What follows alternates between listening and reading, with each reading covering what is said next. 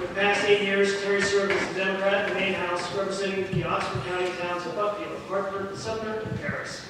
She was elected Assistant Minority Leader by the House Democratic Caucus of the 125th Legislature and served as the Legislative Council from 2010 through 2012. In 2012 through 13, she convened the Nonpartisan Business Growth Caucus. In 2009 and 2014, she collaborated with Republican colleagues to bring national stability training and trust-building workshops to Maine legislators. Terry is the first independent to be elected to the office of State Treasurer. Will Treasurer Hayes come forward to deliver a few remarks?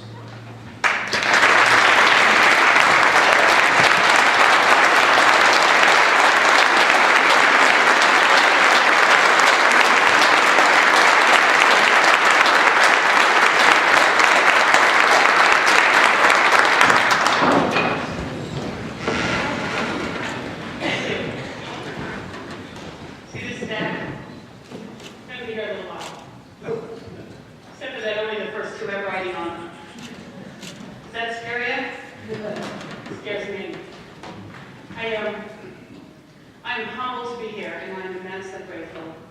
I want to recognize, thank you, Mr. Speaker, for being here, and I know that President Thibodeau was here earlier.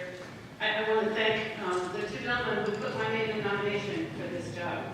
And Senator Saviello and Representative Nutting, thank you, gentlemen. And thank you to my legislative colleagues for their trust and their support and voting for me.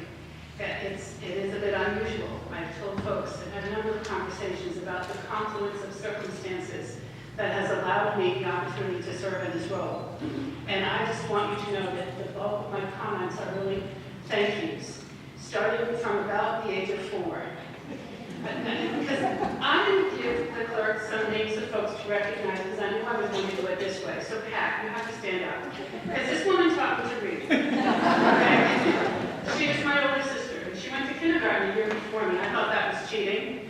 But she would come home and teach me everything she learned. So Vic and Dave and I were good with each other by the time I got there. And I could use that skill every day of my life. Thank you, Pat. Pat is the oldest of 6 of us. And I decided I would tell you my story, or at least a bit of it.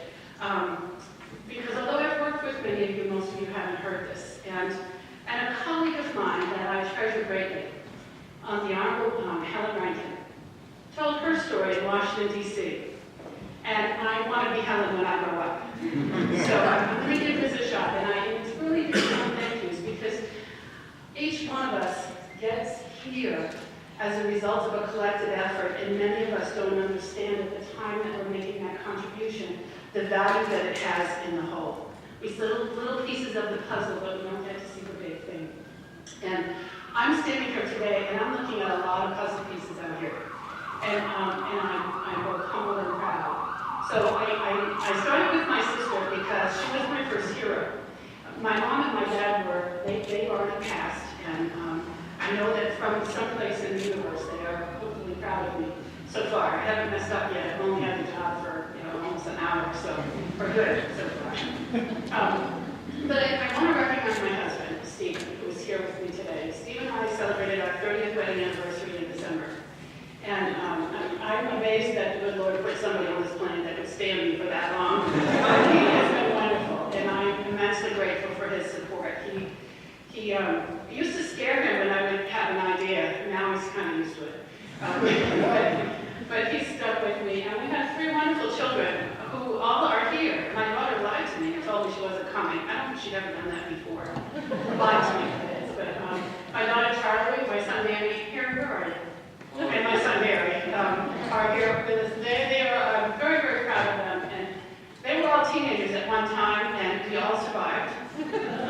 They taught me an awful lot. Some things that I know now, I really wish I knew at the front end of that. And Harry is the father of our only grandchild. And I get to watch him learn those things from his daughter. So I'm very much looking forward to that. And I'm thankful for their patience and their support over the years.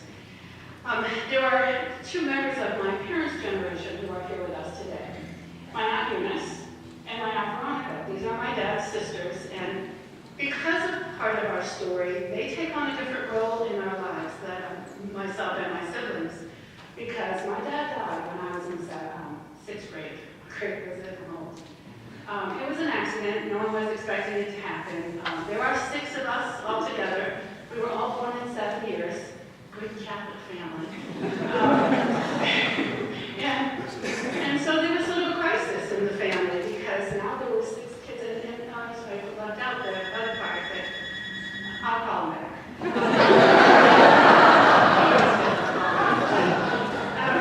The other circumstance that was huge in our childhood, my mom was mentally ill, and she didn't get mentally ill until I was in about the 3rd grade.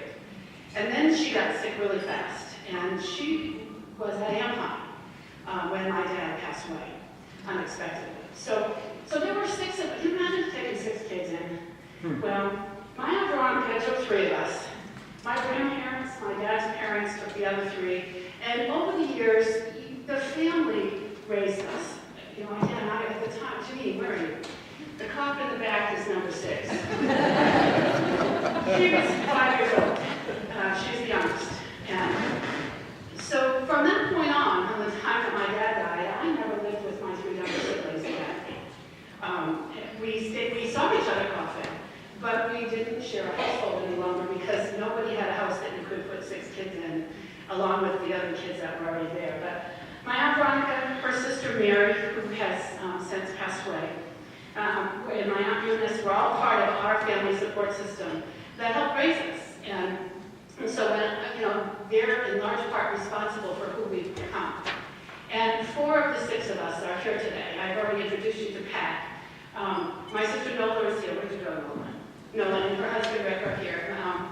And we all, except for one of us, we all still live in Maine. I have a sister in Connecticut who's going to join us today. And Nola is number 3 in the lineup. I'm number 2, so I follow Pat. I was the best birthday present she ever got. Exactly a year later. Then our sister Amy, who is in Connecticut, our brother Paul, who's the only boy, and he drives truck long haul, so he's somewhere in the middle of the country, and every 3 days I get a postcard with a picture of a state capitol on it. It's some quick little saying that he has provided for me anyway, so I know he's here with us in spirit. And then number 6 is my sister Janine. Janine has a new job also. She's the chief of police in the city of Westbrook. So most of us are still kicking. My sister Nola teaches school in Westbrook, and my sister Pat, I have never understood what your job is at the Maine Medical Center, but she's an RN that does something with technology and goes to meetings all the time. Okay? I think she's the only person I know that goes to more meetings than me.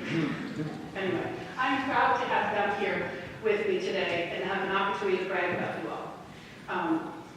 We've remained close over the years, but we've each gone in different directions. And if my folks were here, I think they think it was okay. We'd be pretty proud. And we, 3 of us have children. Our children, 2 of them are lived away in that generation. The other 5 are still in the state of Maine. And we get together often. We're not a sledding party in February. I'll make sure you get an invite. But March, February, she won the half prize last year for the sledding party. Anyway, I tell you this because I haven't told this story to folks before, and I went to graduate school last year. And among the things that I learned was that I had to learn to tell my story, and I had to learn to tell it in a way that both validated me, but also it was interesting to other folks and help them understand where I'm going, because I actually have a point to all of this, which I'll get to. Some of my graduate school colleagues are here today, so I better tee this up. I went to get my master's degree at Thomas College in a cohort of approximately 24 of us. 23 of them were younger than my youngest child. And that was me.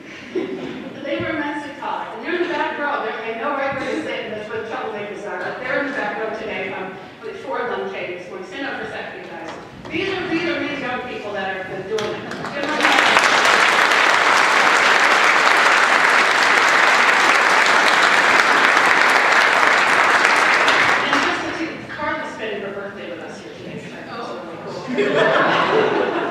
But also, I wanted to recognize some of the staff. Lori LaChance is here. Lori is the president of Thomas College, and she signed my MBA.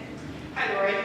And she's there with Jim Libby, who's the dean of the graduate school. Anyway, very pleased that they could come today. That's sort of the most recent chapter in this story. I spent some time in between working as a state rep in this chamber, and it's so far, it's the best job I've ever had. shifted it. But many of the people whom I represented and who supported me in that role took time out of their schedules to come here today to celebrate with me, and I'm immensely grateful to all of you. But these are friendships that I made because I ran for office. Those of you that are new at this, that are serving your freshman terms, you've made some friends when you were campaigning that will be your friends for life. And many of those people are here. And probably the most important one is the Honorable Rosita Gagnon. Rosita, you know, most women don't run for office because they thought about it when they were a kid. Okay? We don't do it until we're asked. And Rosita Gagnon, please stand up for a second, Rosita. There's another thank you I have to give.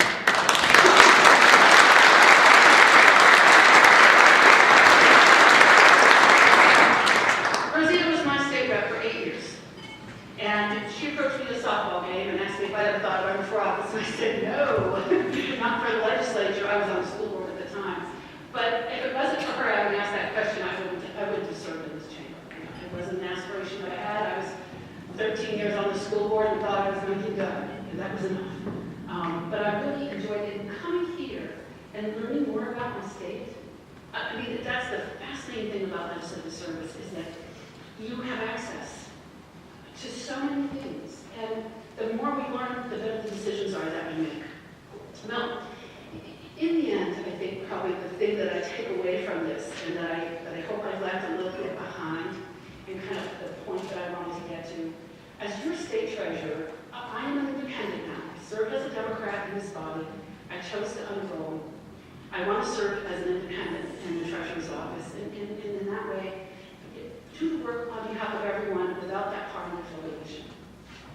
During my legislative service, you heard the clerk indicate in my introduction that I worked with colleagues to try to provide learning opportunities for my colleagues on civility and collaboration. Because I think we do good work when we value the people who are doing it with us, even when their ideas are different. That we needn't be afraid of those differences. Those differences are what brings the nations in. And it's what generates better outcomes. And I treasure my time here because there is so much diversity in this room. And I have the privilege of serving with all those people. And I respect every one of them. I didn't agree with them, but I respected them. And they earned the right to be here and to choose red or green every time. That was their responsibility. But it's a gift, and it was sometimes it wasn't all that much fun. But what this brings to is my commitment to you as your state treasurer. I haven't had the job before, so I can't speak about what we've done to this point. I have some things I know I want to do, and I have a wonderful staff that's here to help me. And hopefully I'll mess things up for them. That's kind of my commitment to them. I'll do my best not to mess things up. But I wanted to let you know that as I perform as your state treasurer, I'm going to make every effort to live up to the civility code. Now, if you haven't seen this, I have little party favors for today. It's my new business card. If you don't have one yet, I'll have some afterwards. But I put the civility code on the back, the pledge. And I want to read it to you and thank you for your kind attention because I will be sitting down after I do this. And of course, I know there are other people here who are part of my timeline, but everyone ignored silly if we slip. So we'll have to do this again and I'll add you in the next time. How's that? Deal. Okay. There are 3 lines to the civility pledge. I will be civil in my public discourse and behavior. I will be respectful of others, whether or not I disagree with them, or I agree with them. I will stand against incivility when I see it. That last one's particularly hard, because you have to be civil as you stand against incivility. But that's my pledge to you as your treasurer. Do the utmost that I can do in terms of fiscal responsibility for the state of Maine. I am grateful for all of your attention this afternoon.